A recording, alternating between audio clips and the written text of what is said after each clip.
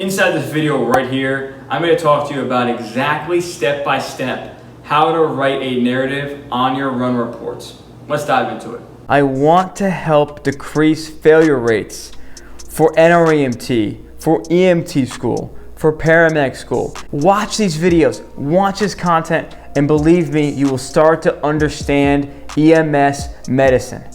Anybody out there that wants to serve their community as an EMT or a paramedic should be able to do that, and I'm here as the paramedic coach to help you achieve that.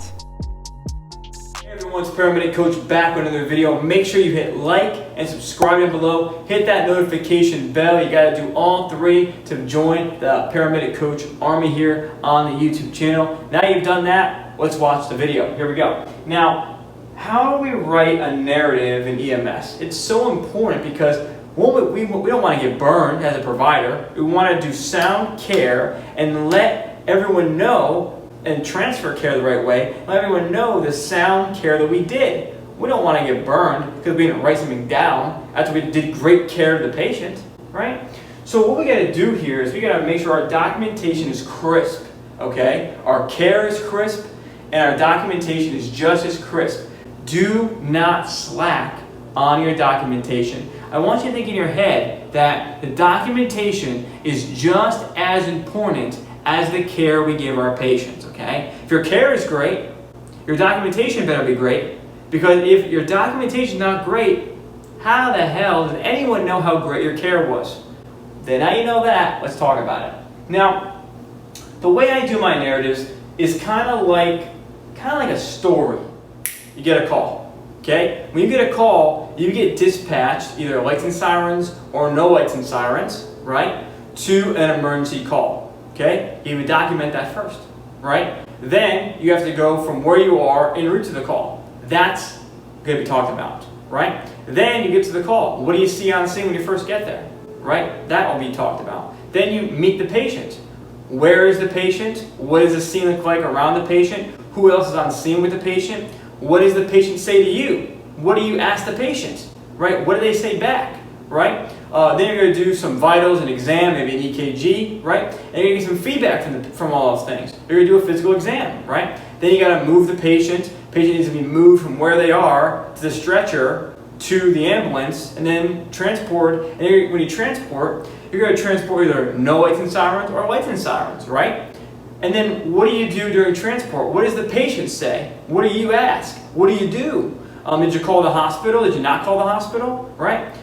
All of those things, right? Any physicals you did en route to the hospital. Then finally, the last piece of the puzzle is going to be transfer of care. So you got to go to the hospital, you got to transfer care to the nurse. What happens during that period of time? And make sure you get that nurse or that doctor, that PA, nurse practitioner, whoever it is, to sign off on your documentation. They need to sign it, okay? I know so many providers, I don't know if they're crazy. You need to get a signature from the person that you transferred care to. It doesn't matter what kind of call it is. In your brain right now, you're going to start day one. Don't pick up bad habits. This is why you're watching this YouTube channel. You get a signature every single time without exception. Because you don't know who's going to be there if something goes bad with the patient. You need the signature. The documentation is everything you did.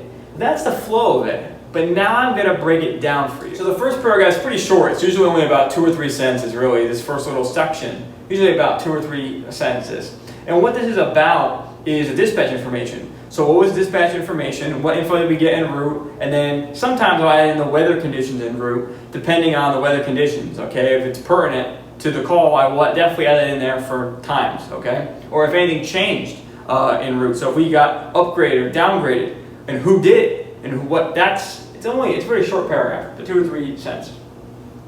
Next, I want you to picture yourself on the scene.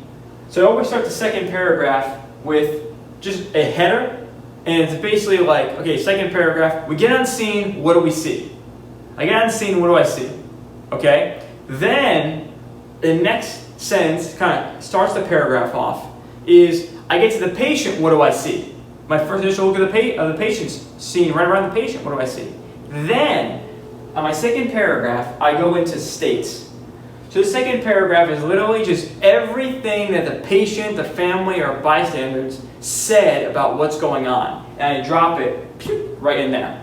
So I'll be like, patient states this, patient states that, family states this, bystander states this, patient states that. And if the patient isn't speaking, you're going to say the patient, and they're unresponsive, the patient is found prone, the patient is found supine next to a chair, right? Okay. Now, the next thing is my exam. So at this point, I'm still on scene. I'm doing my initial exam and assessments and vitals and all that stuff. So exam and findings, that's going to be, okay, now in this paragraph, I'm going to start with EMS. EMS did our initial physical exam, and we got back this, your head to toe. So start at the head, and you go head, neck, chest, and you go down, okay? So that's what I do next. And this is where you want to start putting in here, in this paragraph, what we call pertinent negatives. I'm going to give you an example, what that means. What does that mean? Let me explain. A pertinent negative means that there is something the patient's not having, which is good, because it means they probably aren't having this thing that you might be thinking about. What does that mean? Give me an example. Okay, if you think somebody might be having a PE, a pulmonary embolism, if their leg exam shows no pain when you move their foot, okay, and there's no swelling or redness or pain at all in their legs, that shows no signs of a DVT, which is one of the most common ways you get a PE, right? For example, if someone has abdominal pain, you might say, okay, well, I tested their McBurney's point, it was negative. That means, well, I looked for appendicitis. I looked for a PE, right? What about lung sounds? Difficulty breathing? Well, the lung sounds were clear. That means the odds of them having a pneumothorax, well, how can you have clear lungs on the bus? You see where I'm going with that? There's no JVD. Their vitals were stable. You see where I'm going with that? But what if you don't document that and they had a pneumothorax and you missed it? Right? See? That's in your exam and findings. Pertinent negative. This is huge. Okay? Now next is movements and transports. Okay? So now we've done that. So what have we done? We've driven to the call. We've seen the on-scene assessment. We've seen the patient's surroundings. We've did our first kind of interview with the patient or seen where they are and just started to do stuff. Okay, because they're unresponsive. And then from there, we did a physical exam. Okay, we got all those findings. Okay, what we see. Now we're in movements and transport. So under movements and transport, I start this paragraph right here, this fourth paragraph, with in like one or two sentences, if I gave any medication on scene, or if I did anything on scene, like anything like vitals, EKG, a blood sugar, I start with that and then I move into my movements and transports in the paragraph. So let's say I would say EMS gave the patient 324 milligrams of aspirin and performed a 12-lead EKG. 12-lead EKG shows normal sinus rhythm with no elevations, no depressions, and no T-wave inversions. See how you did that, right? Don't just say it's normal sinus. Say there's no ST segment elevations, no ST depressions, and no T-wave inversions. That covers you. So now we're good. But remember, on that topic, you always want to do two EKGs to compare. So I will commonly do one on scene and one en route, then one right before I transfer care. And then here's a fresh EKG, okay? Now, movements and transport. Now we've done all that. We talked what we did on scene. Now we have to move them. So was patient moved and secured to a stair chair? Was patient moved and secured to a stretcher? Was the patient walked out? Were they walking were they walking the street when you found them? And they're walking. Okay, what happened there? Okay, movements and transport. Okay, all the types of patients we're going to see. Okay. Now, the next part here is what happened en route. So the patient it's on the stretcher, they're moving securely into the ambulance. What do we do en route now? So now I'm going to write down everything I did en route and about the patient's condition en route, using my patient states and my exam findings to put in this one paragraph right here. And the final piece is its own little, I'll actually give it its own little paragraph, it's only 2 sentences. And I clearly write, transfer of care with a full patient report and whatever documents I gave to the nurse or doctor or PA or nurse practitioner, whoever it is. And then they need to sign your chart. They need to sign your chart, okay? And I'm telling you this, I don't care who tells you you don't need a signature. You need a signature, okay?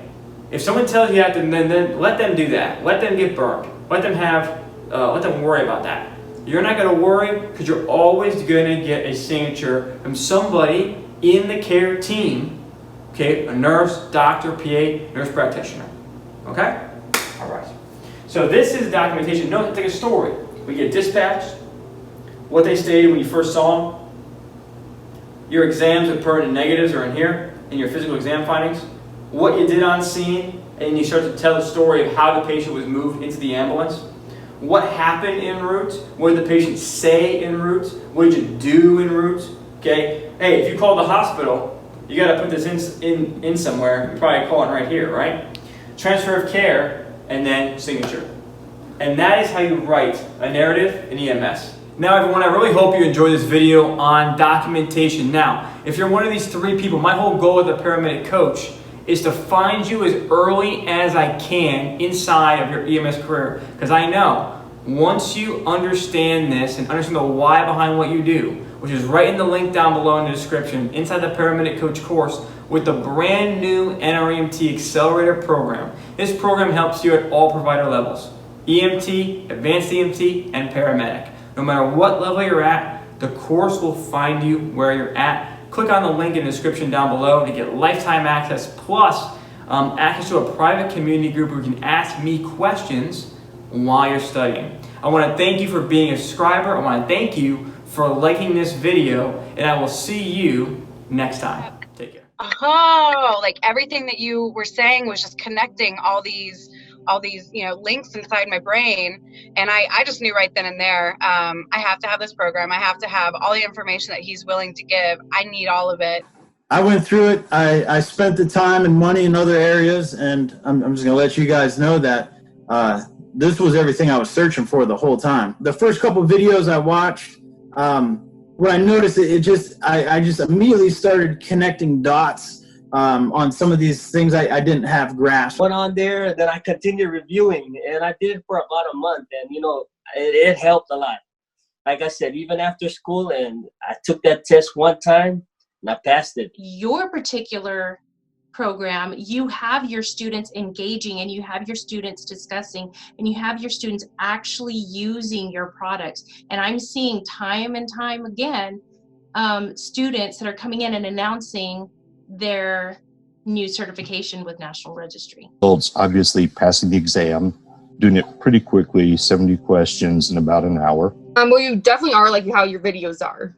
Like, I wasn't sure how it was going to be, but you are how your videos are. So that was awesome. So people who are getting ready for paramedic school, or if you're getting ready to go in the Navy as a corpsman or as an Army medic, you want to prepare yourself. Evan, I know you got a program that helps people prepare that way. So bottom line is, guys, you don't ever want to hear something for the first time with a bunch of other students. So if you're in a competitive learning environment, you don't want to hear about AFib for the first time where everybody else, you want to have an understanding of it before you walk in the room. From 120 questions, passing 2 sections, near passing 1, and then I think 2 below passing to 70 questions passing completely. $7,000 for school plus everything else that you put into it all the time, and all the time off work and family and everything. It's to see people fail and fail and fail and then just quit, which I know a couple people who have. I tend to say, it doesn't hurt to have somebody right there to talk to, send a question. Anytime I get the chance, I will gladly offer or advise them to sign up for you and your paramedic coach. It's truly helpful and amazing at what you do. I want to help decrease failure rates for NREMT, for EMT school, for paramedic school. Watch these videos, watch this content, And believe me, you will start to understand EMS medicine. Anybody out there that wants to serve their community as an EMT or a paramedic should be able to do that. And I'm here as the paramedic coach to help you achieve that.